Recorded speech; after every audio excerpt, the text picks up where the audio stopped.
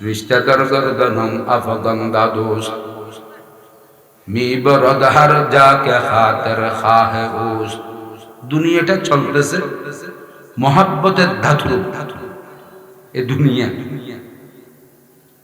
আরেফ বলতেছেন হক জেহাদার আজ মোহাব্বত আফরিন আজ মোহাব্বত জুমলা আলম শুধু ফদিদ। আল্লাহর সবকিছু দয়া ভালোবাসার কারণে আল্লাহ ভালোবাসছে যে আপনি আর আমি এ পর্যন্ত আসার বসার কোরআন হাদিসের বাণী উলামা আহলুল্লাহদের সোহবতে বসার সুযোগ করে দিয়েছে। ভালোবাসা না হলে পারতেন? এটা সম্ভব? আমার পূর্বে যিনি বয়ান করলেন উনি বাংলাদেশের একজন বড় আলেম, বড় আল্লাহওয়ালা। এগুলো কিভাবে হয়? নিজের দ্বারা হচ্ছে, আল্লাহ দয়া করতেছে হচ্ছে। সবাই আসছেন, অনেকক্ষণ ওলামা হযরতরা বয়ান করেছেন আমার পূর্বকার, আমার থেকে অনেক উপযুক্ত যোগ্যতা সম্পন্ন বয়ানও হয়ে গেছে। স্বল্প কিছু কথা আল্লাহ পাক যদি আমাকে বলায় বলি দোয়া করে চলে যাবে। তাদের কথা শোনার জন্য আগ্রহ থাকতে হবে, তখন বলাটা ভালো। আসছেন সবাই মালিক খোঁজার জন্য নাকি অন্য কিছু? হ্যাঁ, আল্লাহকে পাওয়ার জন্য আসেন নাই? সবাই আসছেন আল্লাহকে পাওয়ার জন্য, কিন্তু আল্লাহকে পাওয়ার জন্য আসছেন ঠিক। শয়তানের এবং দুনিয়াবি মোহর মধ্যে পড়ে, লালস হেরসের মধ্যে পড়ে, দুনিয়ার রং চমকের মধ্যে পড়ে আসল মালিকের আপনার আমার আসল বন্ধু আল্লাহ, ওনার ঘরের যে দরজা আছে সেই দরজাটা ভুলে গেছে, দরজা হারাই গেছে। খুঁজতেছেন মালিক, কিন্তু আসল বন্ধু আসল মালিক যিনি, তার ঘরের রাস্তা ঘরের দরজা কি হয়ে গেছে? ভুলে গেছে। আল্লাহর নেক বান্দারা বলতেছেন গলত কর দি রহে সব মঞ্জিলে দোস্ত, গলত কর দি রহে সব মঞ্জিলে দোস্ত, দমে গম সব সেহরায়ে দিলে মন। শয়তানের কুমন্ত্রণায়ের ওয়াসওয়াসার মধ্যে পড়ে দুনিয়াবি মোর মধ্যে আসক্ত হইয়া আল্লাহর আপনার আমার মালিক, আপনার আমার আসল বন্ধু যিনি আল্লাহ তাআলা, তার ঘরের রাস্তার দুয়ার যেটা আছে, দরজা যেটা আছে, এটা তো হারিয়ে ফেলছে।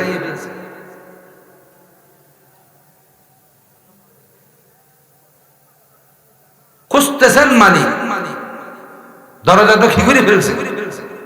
যেমন ঘরের মধ্যে আমাদের বাসায় মুরগি পালা না, মোরগ ফালা হয়, এখন তো পালা না মনে হয়, এখন তো ফার্ম মোরগ সবাই। কিন্তু যখন আমরা ছোট ছিলাম আমাদের বাসায় কুড়া কি করতো, মুরগি পালন করতো। সকালে কুড়ার যেই বাসা ছিল আমাদের চিটাঙ্গাতে আইরাল বড়, এখানে কি বলে? হ্যাঁ, বাসা। এই কুড়ার বাসা বলেন, ভাষা বলেন, যেটা বলেন, ওখান থেকে সকালে বের করে দিত না। বের করে দেওয়ার পর বিকালবেলা অনেক সময় অনেক গৃহের মুরগি হরণ হয়ে যেত না। কেন? রাস্তা হারাই ফেলছে, ওই ওনার বাসার দরজা হারাই ফেলছে।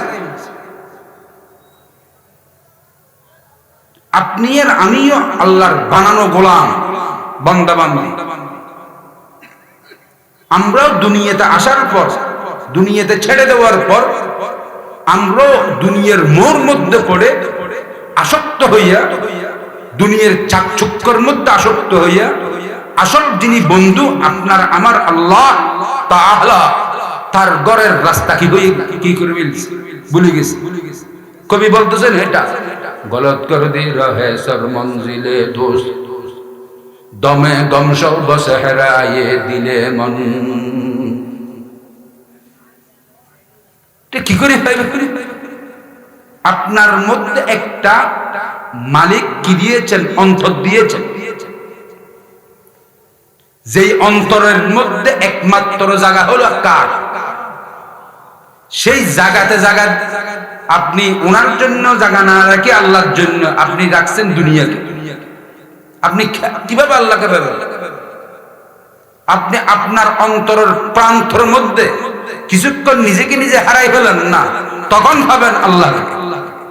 লা ইলাহা ইল্লাল্লাহ, লা ইলাহা ইল্লাল্লাহ, লা ইলাহা ইল্লাল্লাহু মুহাম্মাদুর রাসূলুল্লাহ সাল্লাল্লাহু আলাইহি ওয়াসাল্লাম, সাল্লাল্লাহু আলাইহি ওয়াসাল্লাম।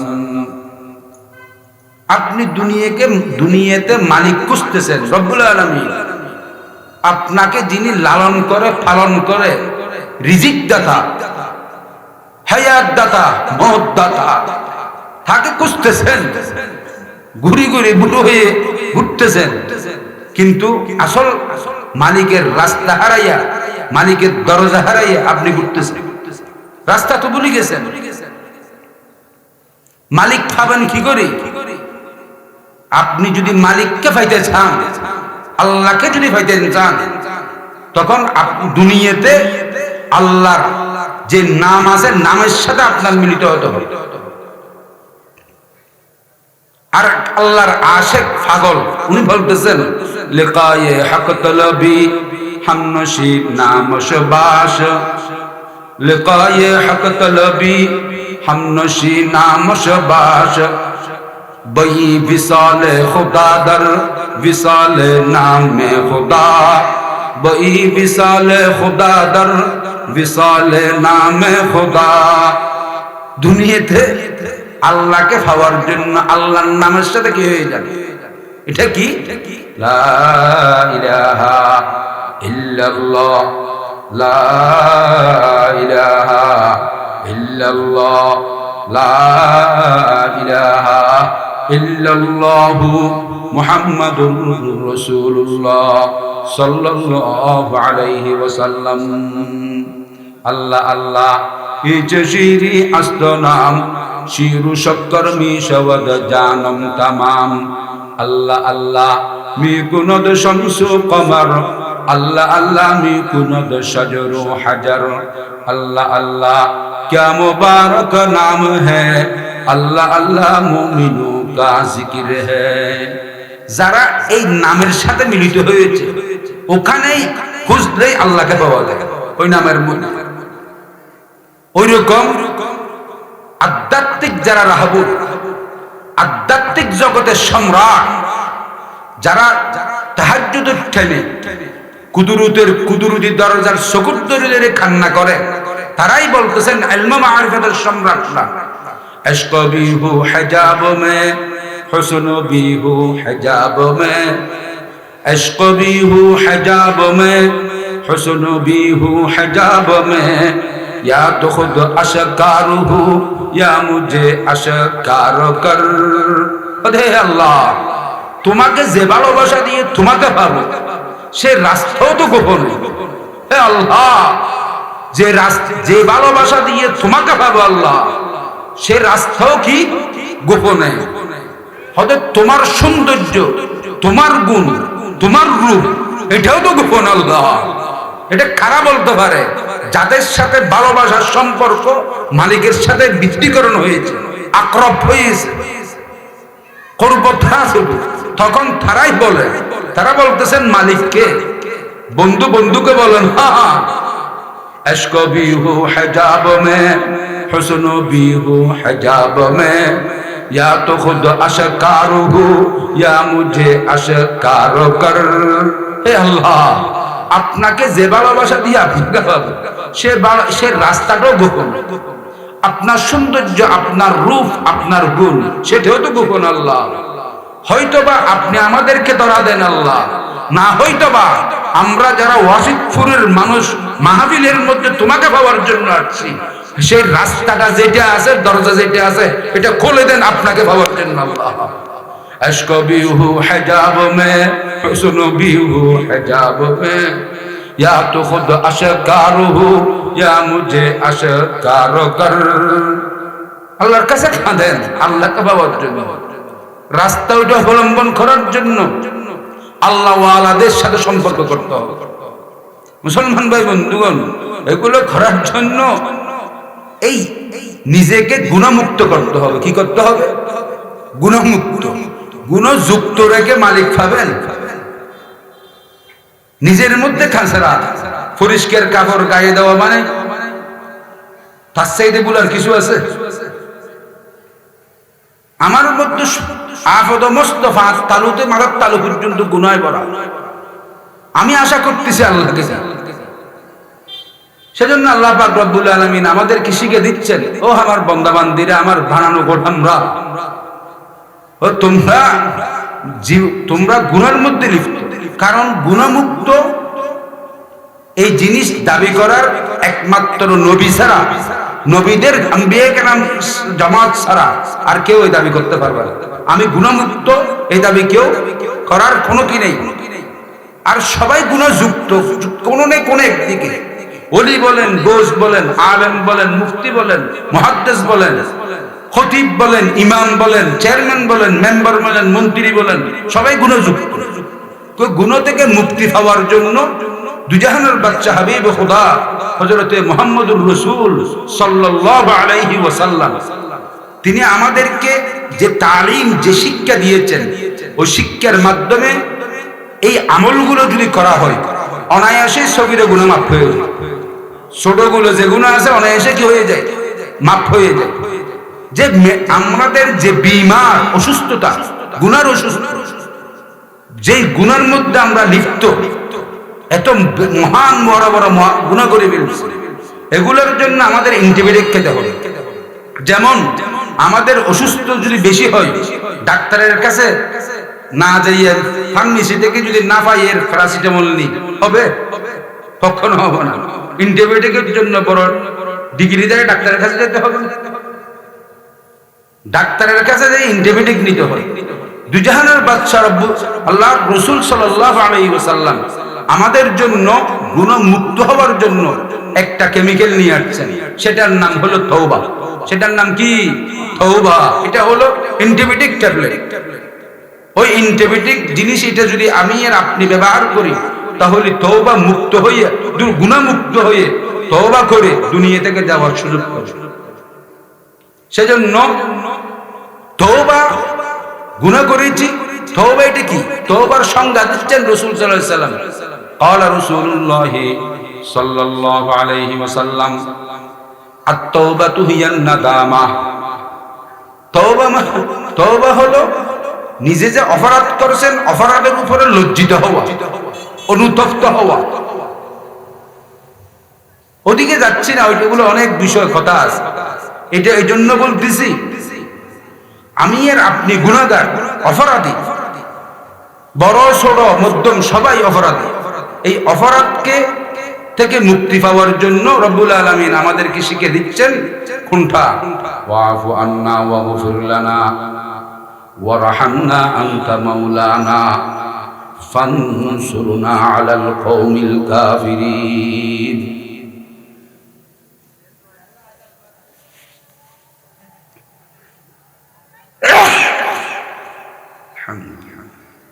কি বললাম? আল্লাহ পাক বলতেছেন, বান্দা তুমি আমার কাছে কেঁদে কেঁদে একটু বলো। কি বলতে হবে? ওয়াফু আন্না ওয়াগফির লানা ওয়ারহামনা আনতা মাওলানা। যে আল্লাহ পাক নিজেই শিখে দিচ্ছেন বান্দাকে গুণমুক্ত করে দুনিয়া থেকে নিয়ে যাওয়ার জন্য। আমরা তো এগুলো আমল করতেছি না। ওয়াফু আনহা, আল্লামা আলুসি রাহমাতুল্লাহ আলাইহি রুহুল মানির মধ্যে তাফসীর ব্যাখ্যা করতেছেন ওয়াফু আন্নার অর্থ। তিনি তার ভাষায় বলতেছেন, ইনফু আসার যুনুবিনা ওয়াফু আন্না। আমরা গুনাহ করছি, তো গুনাহ তো মাফ হওয়ার জন্য ওয়াফু আনা বলতেছি।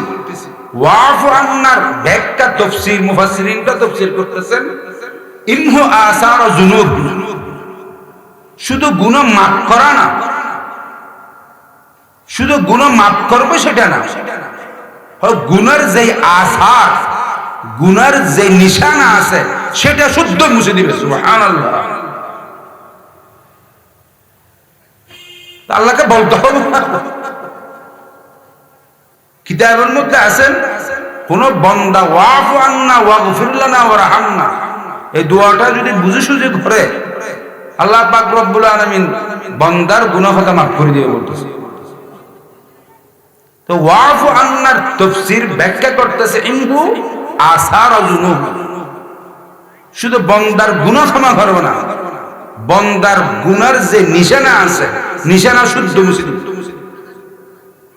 ওয়াগফির লানা বিসাত্রিল কবিহি ওয়া আজহারিল জামিলি। তাফসীর করতেছেন মুফাসসিরিনরা বান্দার গুনাহ এটা তো কাঁচরা, গুনাহ কি ভালো জিনিস, খারাপকে আড়াল করে দিয়ে ভালো প্রকাশের মাধ্যমে, ভালোটা প্রকাশের মাধ্যমে। যেমন আমরা ছোটবেলায় বাথরুম ছিল আমাদের অ্যাভেলেবেল, টয়লেট তো ছিল না, আমরা রাস্তায় ঘাটে বিভিন্ন জায়গায় বাথরুম সারতাম না, ঘরের পিছনে যাইয়া এদিক ওদিক সকালে উঠে সবাই বাথরুম সারতাম। তো আমাদের মারা মুরব্বীরা আমরা যদি ফটোকাটে এগুলো করতাম তখন ওই যে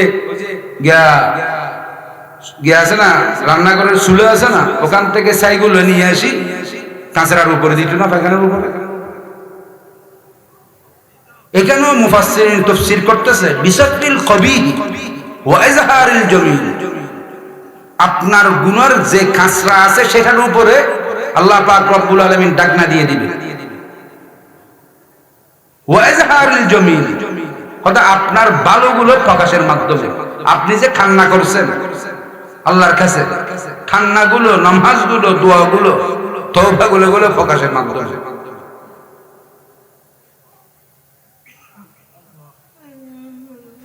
ওয়াফু আন্না ওয়াগফির লানা ওয়ারহামনা, এরপরে ওয়াফু আন্না ওয়াগফির লানা বলে বান্দা, বান্দাকে আল্লাহ ক্ষমা করে দিল। আল্লাহ বলতেছেন আমি তোমাকে ক্ষমা করে দিয়েছি, তুমি আমার কাছে ওয়ারহামনা বলার সময় 4টা নিয়ত করো। কয়টা নিয়ত? 4টা। তা নবী রাহমাতুল্লাহ আলাইহি বলতেছেন এটা ওয়ারহামনা বলার সময় 4টা নিয়ত করতে হবে।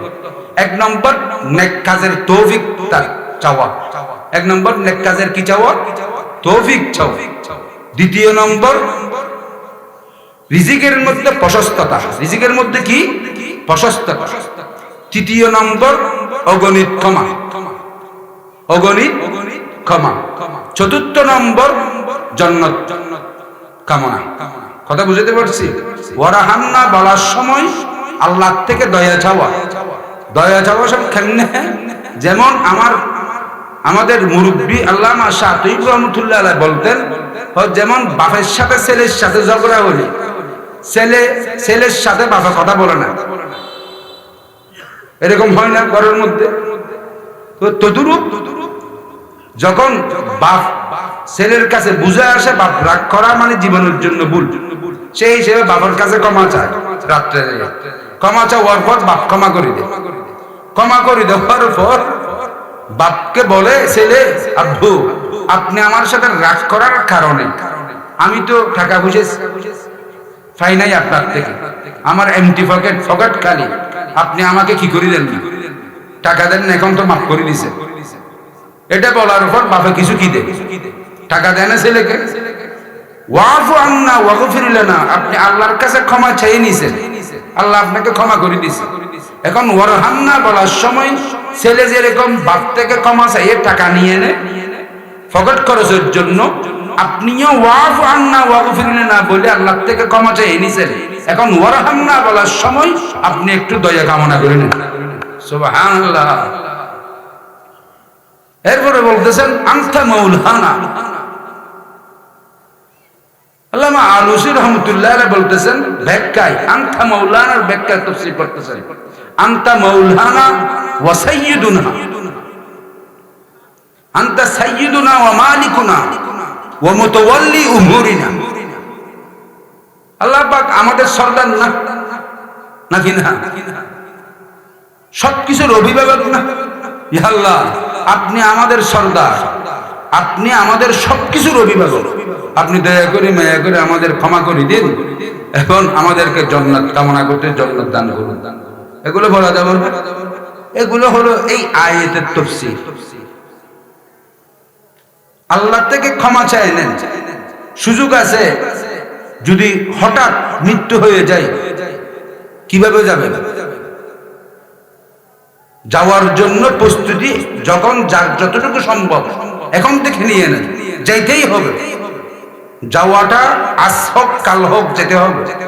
যাওয়ার জন্য যদি আমরা অপ্রস্তুত থাকি তখন ওখানে আফসোস করলে আর ফিরে আসা যাবে না। মুসলমান ভাই বন্ধুগণ, গুনাহটা ক্ষমা চেয়ে নেন, সবসময় আল্লাহর কাছে কান্না করেন। আমাদের বুজুর্গরা আল্লাহর দরবারে সবসময় কান্না করতেন।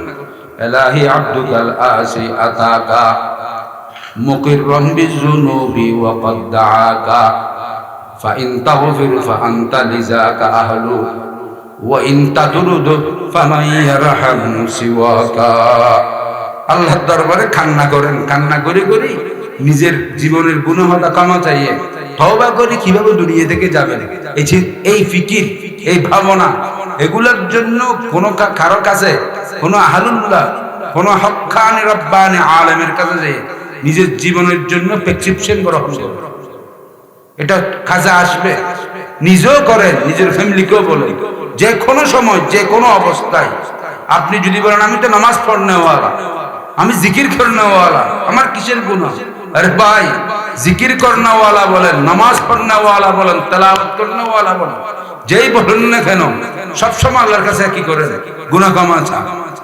আল্লাহ পাক রব্বুল আলামিন আমাদের এই অল্প স্বল্প কথা যা হয়েছে এগুলো আমাদেরকে বুঝার এবং আমল করার তৌফিক দান করুক।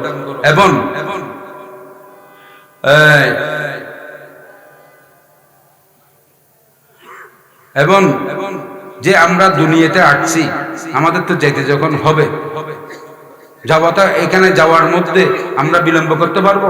আজরাইল আসার পর কেউ পারছে? পারবো না।